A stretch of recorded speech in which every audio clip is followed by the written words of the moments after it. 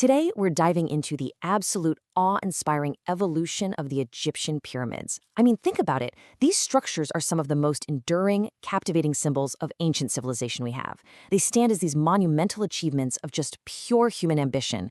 But beyond the sheer scale of all those millions of limestone and granite blocks, there is a profound story here. It's a story of incredible ingenuity, deep religious conviction, and the eternal quest for immortality. So today, we're going to unpack the true story of these ancient monuments, from the physical stones that built them, all the way to the ethereal souls they were meant to protect. But hey, before we get into the nitty-gritty of those architectural marvels, we really need to tackle a massive pop culture misconception right off the bat. Were the pyramids actually built by slaves?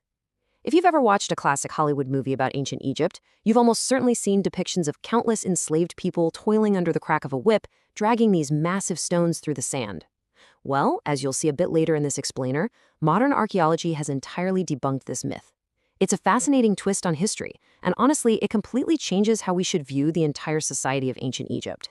So here's our roadmap for today. We're going to look at the evolution from mastabas to pyramids, zoom in on the Great Pyramid of Giza, and figure out who exactly built these things. Then we'll transition over to religion and the afterlife, and finally look at the intense magic pyramid texts. All right, kicking things off with Section 1, from mastabas to pyramids. You know, these iconic structures, they didn't just magically pop up out of the sand overnight. If you rewind back to the pre-dynastic era, the earliest elite tombs looked completely different from the giant points we recognize today. They were actually these flat-roofed rectangular mounds called mastabas, which literally translates to bench in Arabic. Built mostly from mud brick, these structures featured an underground burial chamber that you'd access by a vertical shaft, and they had a small chapel up top where families could leave offerings. So they were practical, sure, but they weren't exactly reaching for the stars just yet. And that brings us to what was basically a centuries-long process of trial and error. Just look at this progression. In the Third Dynasty, this brilliant architect named Imhotep got the idea to stack 6 mastabas on top of each other, getting smaller as they went up, to create the world's first large-scale stone monument, the Step Pyramid for Pharaoh Djoser. Later on, in the Fourth Dynasty, Pharaoh Sneferu really pushed the envelope. He tried to build a true smooth-sided pyramid, but actually had to change the angle midway through so it wouldn't collapse, giving us the famous bent pyramid.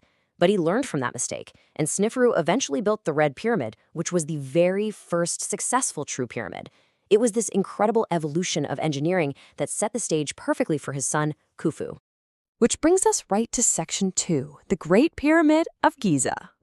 Standing at a staggering original height of 481 feet, the Great Pyramid was the tallest human-made structure in the entire world. And not just for a little while, for nearly 4,000 years. Just let that sink in for a second. For 4 millennia, literally nothing built by human hands reached higher into the sky.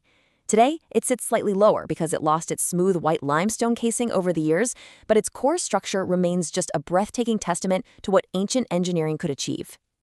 To build Pharaoh Khufu's tomb around 2600 BC, workers quarried, moved, and placed an astonishing 2.3 million blocks of stone. 2.3 million! The sheer volume is honestly difficult to wrap your head around. Altogether, we're talking about an estimated 6 million tons of rock. And remember, the vast majority of these rough inner blocks were quarried right there on the Giza Plateau using simple copper tools, wooden wedges, and just unbelievable human endurance. But honestly, the true marvel here isn't just the sheer number of blocks, it's the mind-bending logistics of it all. Deep inside the Great Pyramid, the so-called King's Chamber is constructed using massive slabs of solid red granite. These individual slabs weigh up to 80 tons each, and they definitely weren't quarried locally. Nope, they were imported from Aswan, which is hundreds of miles south down the Nile River. Imagine the complex pulley systems, the giant barges, and the hyper-precise coordination required to float an 80-ton piece of stone down a river and then hoist it hundreds of feet into the air. It's just unreal. So with a project of that insane scale, we move to Section 3, who built the pyramids? Seriously? Who actually did all this heavy lifting? Well, the archaeological record gives us a huge myth-busting reality check here. These builders were well-treated, highly skilled, paid laborers, absolutely not slaves. See, the Nile flooded every year during the summer months, which left local farmers with very little to do. So the state recruited them for these massive building projects.